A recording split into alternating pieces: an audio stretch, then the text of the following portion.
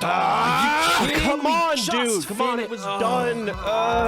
Hey, I'm Ollie. And I'm Cookie. We're the editors for this video. Chara is busy and couldn't do the voiceover for this section, but he wanted us to give you a disclaimer before this video starts. We made this video for Splatoon 3 version 11.1, but patch 11.2 dropped right before it released. We don't know how much the meta has changed from this patch as of recording, but the main weapons of interest in this video did get nerfed. Which is definitely a good thing, since you saw the title, but keep this in mind as you watch the video. Weapon power and change recommendations may be slightly out of date. We hope you enjoyed this video regardless, as an 11.1 time capsule. Hopefully. Maybe. Yeah, one of the nerfs wasn't that strong. Yeah, we might need another one. We'll see though. Yeah. Anyway, I started blasting.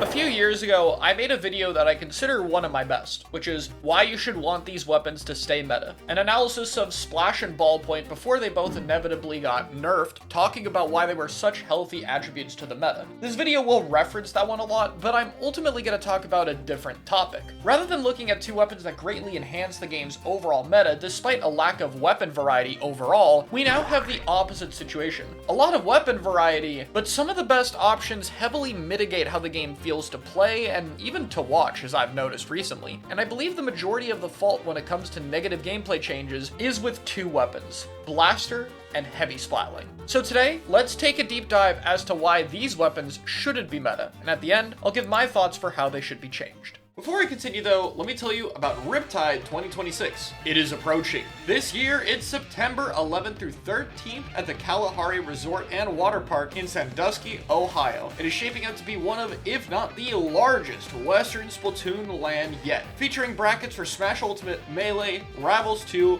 and Mario Kart World. Oh, and also Splatoon 3 and Collegiate Splatoon 3, that's probably what you're here for. Don't miss out on this amazing event. You can sign up at start.gg/Riptide, and you can also keep up with splatlands.bluesky.social and Splatlands on Twitter for future updates and information. Now, with the previous video, the examples of unhealthy weapons largely stemmed from the weapon kits and power level of that game. This time, the main weapons are the focus. Both Blaster and Heavy have largely middling weapon kits. Nothing that hurts the game, but doesn't add to it either. So what's that bad about the main weapons? First, let's talk about skill expression. These weapons both have very low skill floors, which leads to consistent value, both in different ways. Starting with Heavy, this weapon's main strength is of course the paint, after a 23% increase. And to just get to the point, there's basically no balancing around this. There's many different ways to make painting more difficult and require skill to work around. Some options will have poor mobility, making it easy to close the gap. Others have limited range, forcing them in confrontation with better fighting weapons. Another case can be poor ink efficiency. They have to have a lot more downtime or be more careful with their timing. Or at the bare minimum, you could have some kind of special weapon that takes away your insane painting capabilities if you want to use it. Heavy does not have any of these. The only remote downside is a charge time, which is not balanced around at all. For reference, we can take a look at Edit Splatling. The charge time on this weapon is almost 50 frames longer. You need a full charge to have insane paint output, even comparable to Heavy Splatling, and it's still worse, by the way. You have specials with larger cooldowns and less range on the main weapon. Heavy just outclasses its turf so badly in every way that if Edit didn't have a unique kit with a Tacticooler, there'd literally be no reason to pick the weapon. The best comparison for Heavy right now is Splatoon 2's Jet Sculpture. Now, thankfully it's not spamming Missile and Ray, but it'll have its own unique bad problems we'll get into in a bit. Blaster is a lot simpler. It's really just way too good at what it does. Blaster was a weapon that was balanced in Splatoon 2 by giving it very good mobility for a one-shot blaster, but in exchange it had the smallest blast radius in the game. By patch 11.0, it basically has its old radius back, and it's even faster than Splatoon 2. What's the drawback for all of this? 10 points for special. Yeah, that's not gonna help. Blasters are an especially tricky class to balance because they are extremely good at fighting, so they come with some natural downsides like paint. But usually, that's not going to be enough. Range Blaster has an incredibly slow speed, S-Blast has a very small long-range mode, and its short-range mode, now that it's properly balanced, is smaller than other close-range blasters. Blaster just doesn't really have much of this. It's about as fast as something like a Rapid Blaster while being a two-shot and has a fairly lenient blast radius. This means compared to any of the other previous meta blasters, this one's far easier to get consistent value with and has much less downsides. But it gets worse than that. These aren't just overtuned weapons that are kind of annoying, they've completely reshaped the way the game works around them.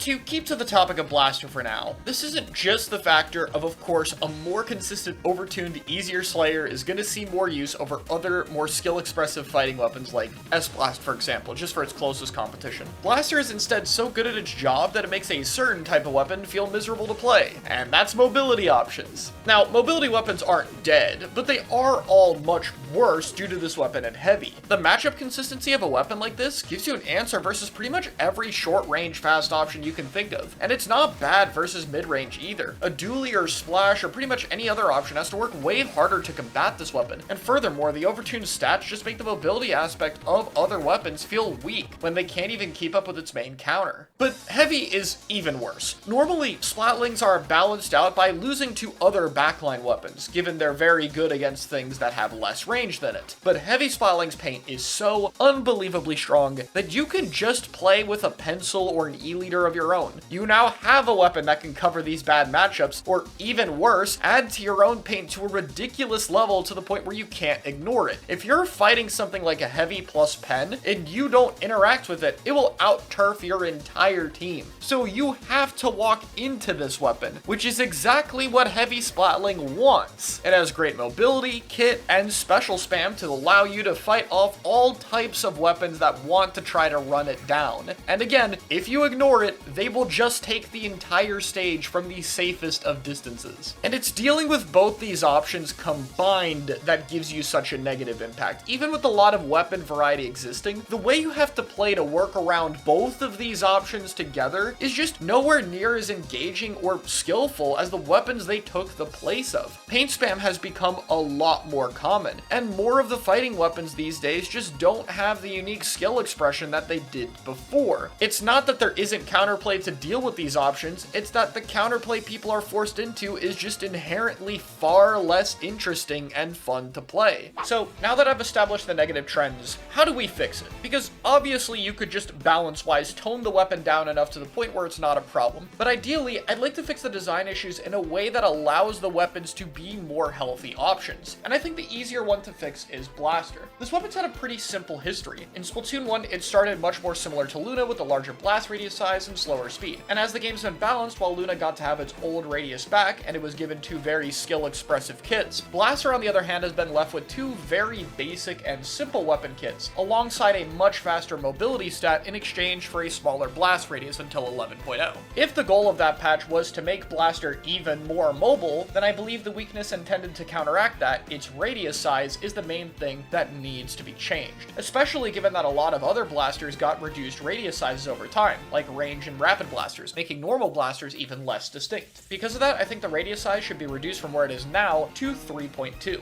This is a little bit smaller than it was before, but the trade-off is the fact that the weapon is, of course, also faster than it was prior. So the skill expression around the weapon relies on the fact that hitting double indirects will actually be a bit more difficult now. It should still be a relatively basic and simple weapon that serves as an introduction to the class, but now its general game plan isn't going to be so easy, and most importantly with this change, it opens up a lot more of the mobile short-range weapons to have options evading and finding counters against it, which again, are the main weapons being shut down right now, and so the most important to open up new opportunities to. I also like that this most minimally hurts its ability to fight more mid-range weapons, since the enhanced mobility stat will still give it a better time closing the gap against those options. So this one's pretty easy. Heavy, on the other hand, is a lot harder to tweak. You see, with Blaster, it was possible to keep some of the strengths that were given to it in the recent change, but there's no way I can look at Heavy's 23% paint increase and just let it keep all of that. The number is just too high. And so I think that number has to be changed directly. Rather than a 23% paint increase, I think it should be changed to only 15%. This is still a huge buff compared to where it was pre-patch, and is still going to require another tweak after this, so it's far from killing the weapon, but that paint number has to be toned back. The other attribute that I think must be looked at though is ink efficiency, as this is the most important one. Ink efficiency is the main reason painting on this weapon is both oppressive and easy. Remember, given that it's paired with an anchor a lot of the time, or on a short range map where anchors aren't a big problem, long range weapons aren't going to be able to deal with it as much as they should be. We need shorter range options to have a better way of dealing with it, despite the fact that Splatlings are better at handling them. Because of that, ink efficiency is the natural fix to that because it will create more opportunities where there just isn't a heavy spraying the map. In addition to that, it will also make painting for the weapon harder. When your weapon's more ink efficient, you have to take a lot more care with when you're painting and when you're not turfing the ground. And it also makes painting enough to get your special back and use it as an ink tank refill harder, which is important for improving the skill expression of the weapon. Therefore, I think that Heavy's ink efficiency should be changed so it just has a little bit over 3 full charges on an ink tank. With these changes combined, Heavy still gets to have some of the best paint in the entire game, and play with a lot of the same comps that it does before, but its paint now has more difficulty associated to it, and there's more opportunities for closer range weapons to rush the weapon down and take fights with it. At the end of the day, I think pretty much any weapon in Splatoon can be a cool and healthy meta option if balanced properly, and it's unfortunate we have 2 right now that really hurt how the game is played at an overall level. But these issues are very fixable, and I hope one day that happens. I just want to put this disclaimer at the very end of the video. I don't hate this meta. There's still a lot of good going on, and that's the main reason why I think these weapons really need to be looked at fast. Let me know your thoughts in the comments below though, and I'll see you all next time.